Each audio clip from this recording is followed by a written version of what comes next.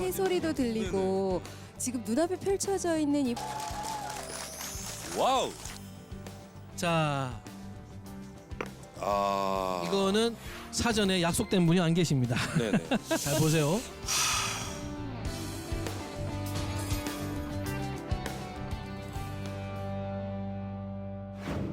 이분이 결국은 가출을 하죠. 그런데 교수님 부모님의 마음으로서는 그 아들의 고민을 받아주기가 힘들었을 것 같아요. 제가 이제 가출이라 표현했잖아요. 제가 실제로 그 중고등법회 했을 때 우리 애들이 한 말이 있어요. 선생님, 출가와 가출의 차이가 뭡니까? 집 나간 건 다 똑같은 거 아니냐? 아니, 집 나간 건 다 똑같은데 왜 부처님은 출가하고 자기들 나가면 가출이라고 그러느냐라고 질문하더라고요. 그래서 부처님도 나가셔서 성공 못하셨으면 가출이다. 부처님도 성공 못하셨고 중간에 집에 돌아가셨으면 가출했었다 가신 거야. 여기에 그 태자가 시타르타 태자가 아버지 정반왕에게 하는 말이 있습니다. 네. 제가 한번 읽어볼게요. 네. 나는 지금 누구를 따르기 위해 누구의 가르침을 실천하기 위해 출가하는 것이 아닙니다. 게다가 나는 바보가 아닙니다. 그들의 말이 믿을만 한지 아닌지는 판단할 수 있습니다. 제발 그 사람의 말만 앞세워 나에게 따지고 물려들지 마십시오. 이게 태자가 아버지 정반왕에게 하는 말인데요. 네. 굉장히 굳은 의지가 보입니다. 그렇죠. 이제 부처님이 그냥 이게 성 안에서 이제 그 사문유관상 하신 뒤에 그냥 고민에 빠졌다면은 우리의 모든 이야기가 여기서 멈췄겠죠. 그냥 고민 많은 청소년, 사춘기 보내는 청소년 됐을 건데 부처님이 결단을 하죠. 결단을 하셔가지고 바로 그 수행자의 삶을 살아야겠다 해서 성을 나갑니다. 그 시종, 춘다의 시종만 데리고 성을 나가시게 되는데 부처님이 이제 왕궁이 난리 난 거죠. 그렇죠. 난리 났어요. 난리 나가지고 부처님 찾으러 이제 뭐 전 신화를 풀어요. 풀어서 온 숲을 뒤져서 부처님을 찾습니다. 찾아서 정반왕이 갑니다. 아버지가 부처님이 남란 옷을 입고 수행하고 있는 곳에 가서 이 장면이 뭐냐면 정반왕이 이제 그만 돌아오너라. 그리고 주변에 있는 신하들이 그 부처님께 부처님 이게 지금 이 세상에도 과연 깨달음이 있는지 없는지 그리고 인과가 있는지 없는지도 모르고 누구는 있다 그러고 누구는 없다 그러고 윤회가 누구는 있다 그러고 누구는 없다고 하고 이렇게 누구 하나 제대로 아는 사람도 없고 어느 하나야 길이라고 말해주는 이도 없는데 뭘 믿고 가느냐는 거예요. 누구의 말을 따르고 어떤 길을 가고자 싶어서 이렇게 가시느냐. 이미 이렇게 정확하지도 않는 이야기에 현혹되지 말고 그냥 집으로 갑시다 라고 이야기를 하니까 부처님이 지금 우리 유성우님이 금방 읽어드린 말처럼 저는 누구를 따르려고 가는 것이 아니다. 저는 능히 누군가의 말이 옳은지 그른지를 알 수 있는 사람입니다. 저는 바보가 아닙니다. 네. 저는 제 길을 홀로 찾아서 가려고 나가는 거지 누구를 따르기 위해서 누구의 말을 그냥 추종하기 위해서 가는 게 아닙니다라고 하는 이야기를 하게 되는 거죠. 그럼 이렇게 시타르타 태자의 어떤 신분을 버리고 부처님께서 성을 떠나서 이제 수행의 길로 그러면 들어가셔야겠네요. 결국 이 말을 듣고 모든 신하와 정반왕이 물러납니다. 왜냐하면 대답을 못 해드려요. 너무 그 굳은 의지를 보고 그래서 어떻게 하느냐. 네네. 떠나는 대신에 5명의 부처님과 그 똑같은 나이에 연령대의 5명의 아주 그 성에 똑똑하고 믿음직스러운 5명의 신하를 그냥 보냅니다. 그 옆에서 태자가 못 오니 너희들이 가서 지켜줘라. 그래서 보고 있다가 태자가 마음이 바뀌면 얼른 데리고 와라.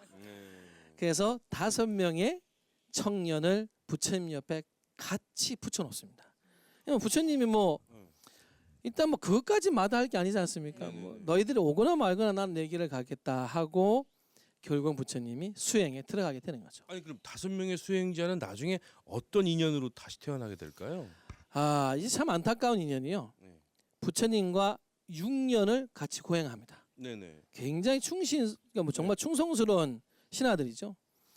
부처님이 자진해서 갔는데 이 5명은 왕의 명령을 듣고 갔음에도 불구하고 부처님하고 똑같이 수행을 합니다.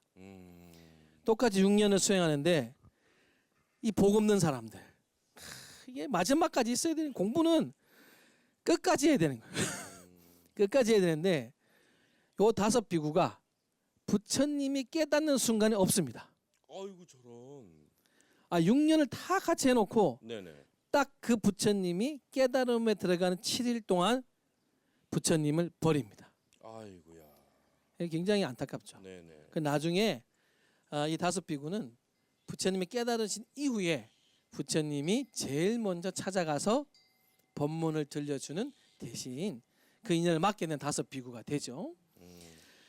부처님이 수행이 이제 그 6년 동안 굉장히 고행을 하세요. 제가 이제 인도에 갔을 때 부처님이 이제 마지막 고행했던 곳을 이제 올라가 봤었는데 그 마지막 고행의 장소에서 지금도 많은 스님들이 수행을 해요. 굉장히 힘들게 수행을 하십니다. 그러다가 당신이 설산수도상이라고 해서 눈비가 치는 곳에서도 이제 고행을 멈추지 아니하고 하시다가 이제 어느 날 생각해 보시니까 육신을 이렇게 너무 고생시켜서 될 게 아닌 것 같다. 육신만을 괴롭히니까 오히려 마음은 흐트러지고 평안해지지 않는 것 같다 하시면서 고행주의를 당신께서 이제 그만 멈추십니다. 고행은 답이 아닌 것 같다. 이제 그러면서 새로운 수행으로 이제 가게 된 계기를 맞게 되시는데요. 이 수자타라고 하는 어느 그 고행을 하셨던 산 아래에 마을에 있는 여인이 부처님을 보고 너무 야이시고 거의 쓰러질 것 같은 부처님에게 우유죽을 올립니다. 이제 그 우유죽을 드시고 기운을 조금 회복하신 뒤에 부처님이 이제 나는 깨달음을 얻기 전까지는 결코 이 자리에서 일어서지 않겠다라고 하시면서 간 데가 보리수. 그게 이제 그 보리수 나무 아래에 가셔가지고 딱 앉아서 이제 그때 말로 그때 진짜 깨달음의 7일을 보내시는 건데 그 5 비구는 그 우유죽 먹는 부처님 보고 실망해가지고 이 수행자 끝까지 고행해야지. 그때 조금만 더 참지. 그때 떠납니다. 떠나고 이제 홀로 수행을 하시는 거죠. 수행을 하시다가 이제 누군가를 만나세요, 그렇죠? 자, 바로 이 그림. 오. 자, 잘 보세요, 진짜. 이 그림에도 제목이 있을 텐데요. 자, 이 그림 보면은 부처님이 그 홀로 보리수 아래에서 이제 정진을 하십니다. 그 깨달음을 이루어가는 과정 중에 만나는 장면입니다. 보면은 부처님이 저 계시고 밑에 누가 있나요? 몸을 이렇게 까맣게 생겼고, 까맣게 생겼고 네. 네, 그렇죠? 귀 옆에 깃털을 단. 앞에 부처님 앞에 호리병 병 보이시나요? 네네. 병. 병을 왜 예. 끄집어내려고 할까요? 내용물은 모르겠어요 아직. 근데 병에 지금 뭐가 걸려 있어요? 줄이요. 밧줄. 그 밧줄 누가 당겨요? 마구니가. 보면 지금 이렇게 여러 사람들 당기고 있죠. 네네. 그러고 보니까 하늘에도 있는데요. 구름 타고. 그죠. 하늘에서도 이제 네. 지원군이 내려오고. 네. 자, 이 병이 넘어졌을까요? 안 넘어졌을까요? 안 넘어져야 얘기가 되지 않을까요? 그렇죠? 네. 넘어졌으면 우리가 여기서 끝이야겠죠. 지금. 네네. 네. 이 문제는 자, 여기입니다. 왜 안 넘어졌을까요? 자, 제목은 뒤에 맞추기로 하고 네네. 이 병이 왜 안 넘어졌을까요? 그냥 예? 비었어요. 뭐였다고요? 속이 비었대요. 속이 비었어. 예. 병속이 비우면 안 넘어지나요? 한번 해볼까요? 뭔가 심오한 뜻이 네, 있어요. 뭔가. 예. 정답이 맞아요. 그래요? 예. 이게 비어 있는 병입니다. 왜 음. 이렇게 상징적으로 이야기를 하냐면 욕심을 비운 사람에게 탐욕으로 그 사람을 마음을 뺏을 수 있을까요, 없을까요? 돈에 욕심이 있는 사람한테 돈으로 그 사람을 쓰러뜨릴 수 없겠죠. 우리가 그 마음을 훔칠 수 있겠습니까? 없죠. 자, 그리고 명예에 욕심이 없어요. 명예가 없어요. 나는 명예에 아무런 마음이 없다. 명예의 마음이 비웠어요. 명예의 마음이 비운 자를 명예로 그 사람을 역시 마음을 흔들어 놓을 수 있을까요, 없을까요? 없죠. 이게 결국 그거죠. 여기 한 방울의 물만 있어도 넘어갔을 거라고 그래요. 그러니까 한 번의 마음이라도 욕심이 있었으면은 네네. 이 수많은 마구니들이 당기는 것 중에 명예도 있고 돈도 있고 셀 수 없는 우리가 좋아하는 게 다 있는데 그게 한 방울도 없기 때문에 안 넘어간다고 그래요. 즉 욕심 없는 사람을 어떻게 우리가 탐욕으로 쓰러뜨릴 수 없다. 그렇겠네요. 자, 그러면서 네네. 이게 이름이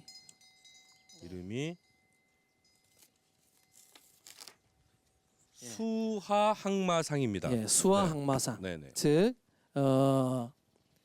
부처님께서 이 말을 이제 조복하시고 이제 깨달음에 이르시는 그 상징적인 그림 중에 이게 하나입니다. 수화항마상의 그림이 여러 가지가 있는데 저는 개인적으로 지금 이 빈병을 쓰러뜨리려고 하는 이 모습들 굉장히 이거 제가 예전에 문대 냈을 때는 안에 뭐 금 들었습니다, 돌 들었습니다, 뭐 붙여놔서 그렇습니다, 뭐 무거워서 그래요. 했는데 지금 우리 보사님 말씀하신 대로 저하고 기본 교육을 착실히 받으셨던 네. 벌써 한 8년 전 기본 교육을 너무 착실히 받으셨던 우리 불자님께서 정확하게 빈병을 기억을 하시고 유성훈님 이거 기억 네네. 안 나시나요? 저는 마치 처음 보는 그림 같습니다.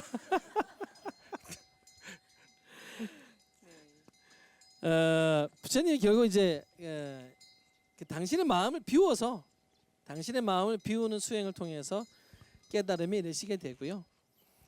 이 깨달음 이루신 난 뒤에 지금 그 궁금했던 5명 네네네네. 네. 네. 오비고 그 순간에 같이 있지. 이 세상에 깨달을 때 부처님 깨달을 때 그 옆에 같이 있었으면 얼마나 좋았겠어요. 복덕이 부족한 거지. 그 옆에 그 순간에 갈 건 뭐예요.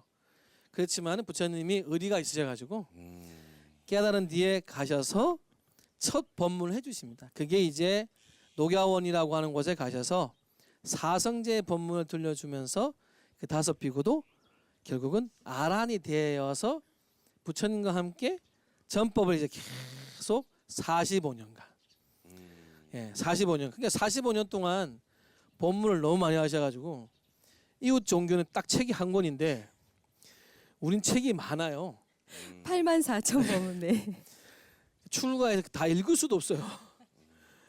45년 계시면서 정말로 많은 가르침을 베풀어 주시는 거죠. 그럼 45년의 전법 기간을 마치시고 이제 부처님께서 우리 곁을 떠나셔야 되는 시점이 왔네요. 자, 이제 부처님이 이제 그 당시에 80세까지 사셨다고 그래요. 네네. 굉장히 오래 사신 거예요. 지금도 인도의 평균 연령은 우리나라보다 굉장히 낮습니다. 환경적으로 그렇게 습하고 더워서 저도 인도에 가면 굉장히 고생을 하고 또 인도에 이제 물 한 번 잘못 먹어도 배탈도 많이 나고 하는데 부처님께서 80세까지 전법 활동을 하셨다는 것은 굉장한 이제 그말 장수하셨어요. 장수를 하심에도 불구하고 부처님 제자들은 부처님이 떠난다는 게 믿기잖아요. 경전에 보면은 부처님 옆에 가장 오래 함께했던 아난이 있는데 네네. 부처님이 미리 이야기를 해요. 아난아, 내가 이제 몸이 너무 쇠약해서 이제 좀 쉬어야겠다. 그러니 이제 너 어디에 가서 내가 이제 다음 날 이제 열반에 든다고 알려주라 할 때 펑펑 우는 게 나와요. 아난이 나를 두고 어디 가시냐고. 우리는 이제 어떻게 살려고 하는 이야기가 담긴 그림이 바로 오늘 마지막 그림입니다. 자, 이 그림 예. 부처님 그림, 부처님의 상 중에 유일하게 누워 계신 상. 자, 보면은 손수건으로 눈물 닦는 분들도 계세요. 아난, 네. 아난이고 이 부처님께서 이제 열반을 예고하시는 순간부터 네네. 부처님 제자들이 난리가 나요. 정말 거의 이제 뭐 어떻게 할지 몰라가지고 울고 통곡하고 이제 같이 따라 죽겠다고 드는 이제 제자까지 나올 정도로 이제 부처님이 가시면 저는 이제 모두들은 모두 끝입니다. 아하. 라고 크게 슬퍼를 하는 이 장면의 그림. 이 마지막 부처님 팔상도의 제목을 혹시 아시겠어요? 쌍님 열반상. 아이고 예. 같은 청년인데 네. 저쪽 청년회는 유동균 청년회보다 네네네. 네네네. 마치 못 들은 척. 네네. 쌍님 열반상. 네네. 이제 이게 부처님께서 예고를 하세요. 이게 이제 그냥 막 갑자기 각중에 이렇게 열반이 되신 게 아니라 네. 예고를 하십니다. 네. 예고를 하시면서 이제 대중을 모으게 하십니다. 대중을 이렇게 모으게 하셔서 이제 그 모은 자리에서 마지막 유훈을 남기시죠. 유훈을 남기는 게 바로 자등명, 법등명이라는 이야기를 남깁니다. 아나니 스님 저희들을 버리시고 어디 가십니까? 아니 더 사셔야지요. 저는 아직 못 깨달았는데 어떻게 이렇게 가시려고 눈물을 흘리고 탁 할 때 부처님이 두려워하지 말라 얘기해요. 이제 제자들이 이제 부처님이 가시면 저희들은 두려움과 그리고 황망함에 길을 잃고 헤매일 건데 저희들은 어떻게 이제 길을 찾아가야 됩니까? 라고 할 때 부처님이 걱정하지 말라. 너희들에게 이미 내가 일러준 가르침이 있고 그게 법, 가르침이 있고 그리고 함께 어떻게 살아가야 되는 규칙, 계율을 너희들에게 이미 줬으니 너희들에게 그 내가 말해준 가르침과 계율이 너희들의 스승이요 너희들의 길이니까 걱정하지 말라. 그대로 살면은 너희들도 나와 같은 깨달음을 얻을 수 있다라고 말씀하신 거죠. 그 말씀하신 뒤에 그림인 것 같아요. 왜냐하면 이게 다른 신도분들도 착각하실 수 있는데 웃고 계신 거 아닙니다. 이게 입을 꾹 다무시고 뭔가 깨달으셨다. 알겠다. 이제 안심이다. 뭐 이런 표정들이신 것 같아요. 그래서 여기에 보면은 아라한드는 눈물을 흘리지 않는다 그래요. 그래요? 근데 이제 그 이제 아라한들은 이미 부처님이 이제 그 열반에 드시는 때 33천을 이렇게 쫙 올라가서 그 각 천마다 당신께서 제도하는 장면을 같이 본다고 그래요 원래는. 그렇군요. 근데 이제 네. 특히 많이 우는 제자가 아난. 여러분 경전에 여시아문 경전에 맨날 건강 여시아문 우리도 건강에 오늘 되겠지만은 이와 같이 들었습니다라고 네네네. 하는 거 있죠. 네네. 그 바로 그 이와 같이 들었습니다라고 하는 사람의 대표적 인물 아난. 아난이 유일하게 부처님하고 가장 오래 다녔는데 부처님이 돌아가기 전까지 못 깨달은 유일한 제자입니다. 아이고 저런. 아난이 특히 슬퍼해요. 아난은 부처님이 돌아가신 후에 깨닫습니다. 열반하신 후에 부처님 말씀을 정리하자 결집이라고 그러는데요. 마하가섭이 대가섭 존자가 자 깨달은 자만 모여 칠엽굴이라고 하는 곳에 자 부처님 열반하시 일주일 뒤에 했다고 그래요. 7일 뒤에 깨달은 자만 오라고 했는데 아난이 못 가는 거예요. 아난이 여기 지금 눈물 흘리고 있는 가장 크게 눈물 흘리고 있는 아난이 참여하려니까 가섭이 마하가섭 존자가 너는 아직 아란이 아니니 못 온다고 그래요. 그래서 아난이 내가 7일 동안 반드시 깨달으리라 하고 사실 아난은 그야말로 그 자등명 법등명 내가 가도 걱정하지 말라. 내가 길을 따르 내가 하는 걸 가르치는 가면은 깨달을 수 있다를 제일 먼저 실천한 사람을 꼽는다면은 아난입니다. 돌아가시자마자 바로 밤 안 자고 7일 동안 정진해서 그 결집이 행해지는 그 아침에 깨닫습니다. 그래서 아나니 그 이제 부처님 말씀 모으는 그 정리하는 장소에 가서 대표 발의자 저는 이와 같이 들었습니다.로 시작을 하게 되고 모든 경전이 바로 그 여시아문이 되게 되는 바로 그 아난이 되는 거죠. 오늘 부처님 오신 날을 맞아서 이렇게 또 저희 행복 공양간을 특별한 시간으로 꾸며봤는데요. 부처님의 생애를 이렇게 쭉 스님께서 해주시는 말씀을 듣다 보니까 마치 눈앞에서 펼쳐지는 것처럼 또 이렇게 글쎄 말이에요. 네. 네. 이 그림도 함께 하니까 네네네. 더 귀에 쏙쏙 들어오는 것 같죠. 새록새록합니다. 네네네. 다시 한번 이제 시험 보면 100점 맞으시겠네요. 100점까지는 좀 어렵고요. 네. 네. 50점 정도. 네. 네네네. 저희가 네. 이 한정된 시간 때문에 8장의 그림이 아니라 4장의 그림을 중심으로 이렇게 부처님의 생애를 살펴봤는데요.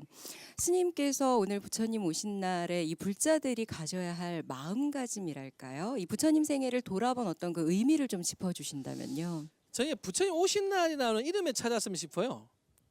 부처님 왜 오셨을까? 그러니까 쉽게 말해서 이게 이 사바 세계에 우리가 없었으면 굳이 오셨을까? 빈집이었으면 이 사바가 빈집이었으면 당신이 오실 일이 있었을까요? 없다는 거죠. 그렇죠.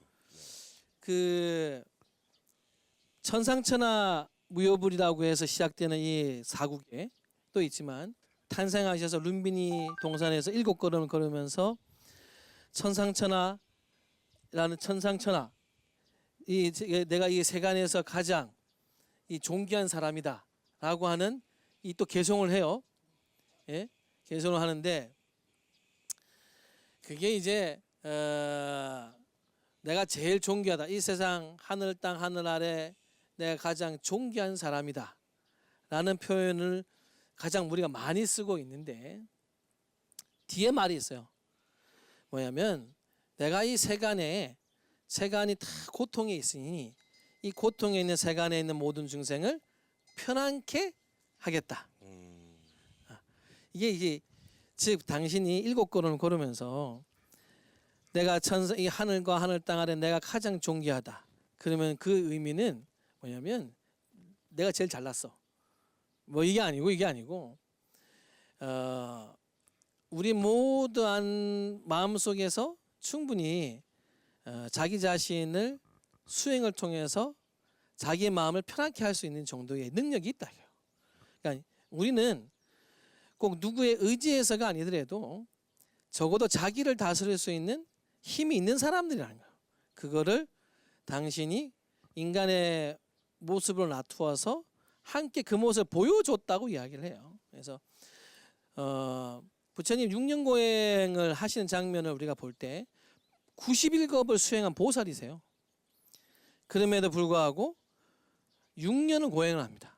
근데 이제 우리 같은 경우는 이미 부처님께서 하신 말씀을 가지고 있고 또 무엇을 하고 무엇을 하면 되지 않는다는 가르침이 있는데도 과연 우리는 진짜 그 6년이라고 하는 고행처럼 자기 자신을 정말 던져서 나의 마음을 좀 다스려 보려고 할까?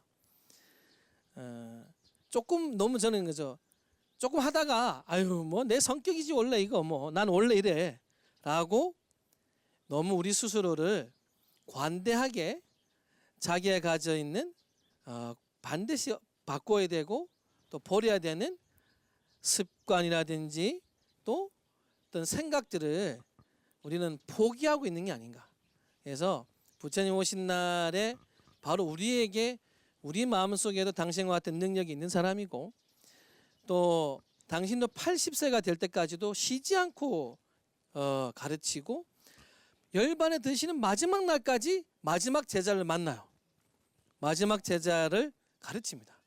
이제 그런 것처럼 우리 불자님들도 부처님 오신 날이라는 게 그냥 위대한 분이 내 옆에 오셨다가 아니고 바로 나 자신에게 충분히 그런 능력이 있다는 것을 이렇게 이야기해 주시러 오셨고 또 그리고 내가 나의 삶을 변하게 하는 것을 함께 지켜봐 주시기 위해서 계신 것이다. 성격이든지 이제 난 원래 그렇다든지 아유 나는 이 생은 포기했다 이런 혹시나 이제 그런 마음이 든 게 있으면 이제 부처님 오신 날 생각하시면서 그래 지금이라도 바꾸자. 지금이라도 바꾸고 지금이라도 하나를 바꾸면 이 인연이 세세생생을 바꾸는 거다라는 생각을 갖는 게 부처님 오신 날을 맞는 불자의 마음이 아니겠나 하는 생각입니다. 네. 행복공양간 네네. 대포불자. 네. 네, 우리 유동균 성우. 네네네네. 어떤 마음가짐이세요? 저는 오늘 들은 내용 중에 스님께서 풍경 소리에 대한 얘기 해주셨잖아요. 그래서 여기 계신 모든 불자님들과 또 저도 속세에서 풍경 소리 같은 사람이 되어야겠다. 그래서 사람들에게 저 사람 왜 이렇게 참 표정이 이렇게 인자해?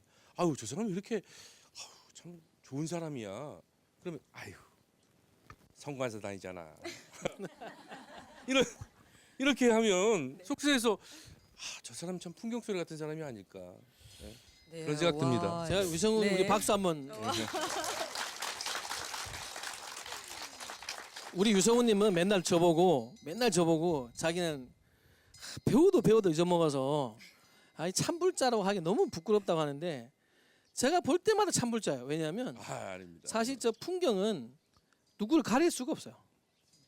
아니 저 풍경이 여기 허공에 떠는 그 수많은 이 날아다니는 그 중생을 가려서 소리를 내게 하는 게 아니잖아요. 이 허공에 무슨 경계가 있어요? 어떻게 해요?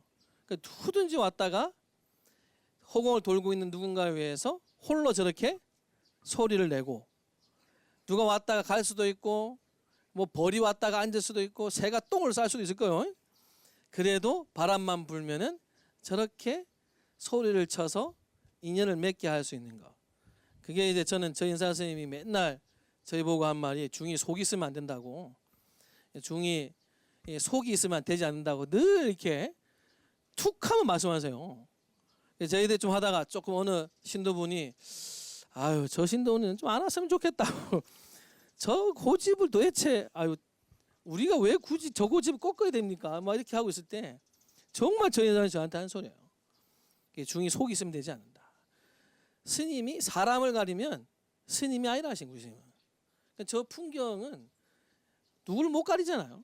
그러니까 우리 유동근 성우님이 저게 제일 마음에 와닿는다는 것은 사실 부처님의 진리 가운데 분별하지 아니하고 또 보살이 행하는 데 있어서 싫고 좋고를 가리지 않고 하는 그 정확한 본인은 알고 하는 건지 아니요. 가끔은 이게 모르겠는데 아니요 너무 하여튼, 스님의, 태몽이 다른 게 절대 제가 볼 때는 네.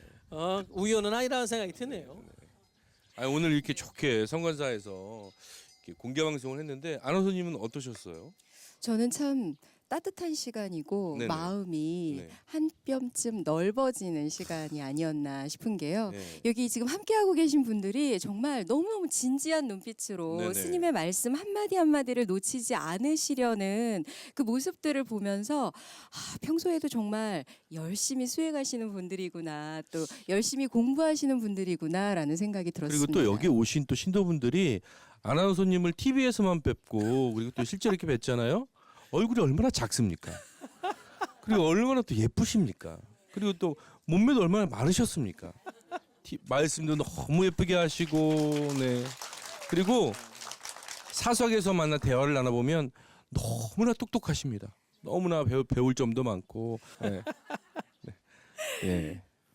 예수님 오늘 정말 특별한 시간이 아니었나 싶습니다. 남양주에 위치한 성관사 앞마당에서 부처님 오신 날 특집으로 준비해본 행복공양간 이제 인사를 드려야 할 시간인데요. 스님 저희가 또 한 줄 요약 빼놓을 수가 없죠. 부처님 오신 날을 맞이하는 불자로서 이 한마디는 꼭 가슴에 새겨야겠다 하신다면요. 붓다로 살자. 부처님처럼 살자. 부처님이 오신 것은 우리가 부처님이 안 될 것 같으면 오시지 않았을 것이다. 그러니까 부처님처럼 닮으려 노력하고 부처님처럼 살려고 할 때 우리가 바로 부처님이 된다라고 하는 것을 꼭 기억하셨으면 합니다.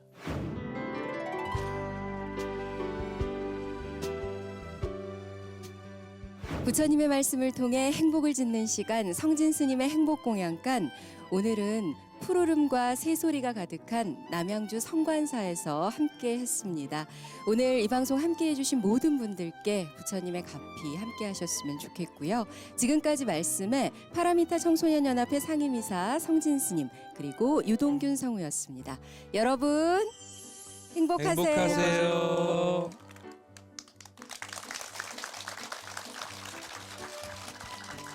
오늘 함께해서 너무 좋은 시간이었고, 그다음에 부처님의 생애와 저희가 부처님의 오신 날에 대해서 부자로 살 때 어떻게 살아야 될지를 알려주셔서 너무나 감사합니다. 앞으로 스님의 말씀 잘 기억하면서 열심히 수행 경진하겠습니다. 스님 사랑합니다.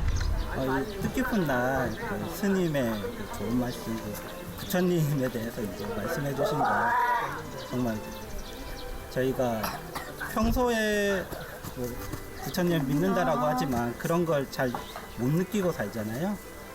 다시 한 번 더 머리에 마음속에 새길 수 있는 그런 좋은 자리였었던 것 같습니다. 오늘 BBS 녹화 너무 반갑고 너무 좋았습니다. 저희 스님 법문 잘 듣고 항상 행복해졌으면 좋겠습니다.